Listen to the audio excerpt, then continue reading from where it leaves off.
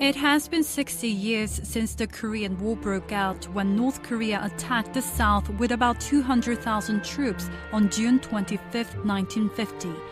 As many battles were fought between the two sides, South Korean General Baek Sun-yeop, who served as a divisional commander during the war, recalls the tragic time vividly, even though well over half a century has now passed.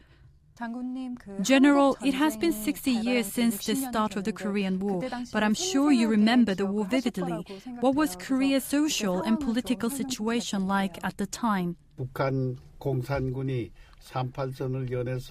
When the communist aggression from North Korea crossed the 38th parallel and attacked South Korea, I served as the 1st Divisional Commander near the Imjin River. The North's invasion continued and almost reached the southern corners of the country in Mokpo and Busan in just 2 months.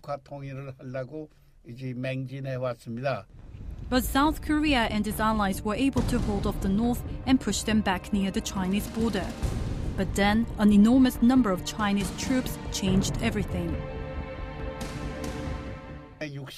300,000 Chinese troops that were sent, which later increased to 600,000 and then to 1 million, forced UN allied forces and South Korean troops to retreat near the 38th parallel by the year 1951. The war caused incalculable damage to the Korean peninsula, and many civilians became undoubtedly the biggest victims of the war. I'm sure civilians also suffered greatly. Could you please tell us more? We cannot count the exact number, but in the 3 years of the Korean War, only the cities of Busan and Daegu were unharmed, and the rest of the country was in utter ruins. I presume more than 1 million people died during the war. Many other nations were involved in the Korean War. 80% of the war supplies came from the United States, and 16 other United Nations member countries sent troops as well as provided humanitarian aid. And General Baek says that the friendships among the soldiers are something that he remembers fondly. The soldiers and the Allied forces shared a special bond. They fought side by side and went through life and death situations together during battles. They had very special and pure friendships.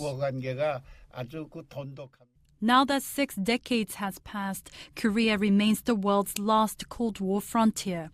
And although Korea rose from the ashes of the war to become one of the world's leading economies, General Baek doesn't want anyone to forget the sacrifices that were made.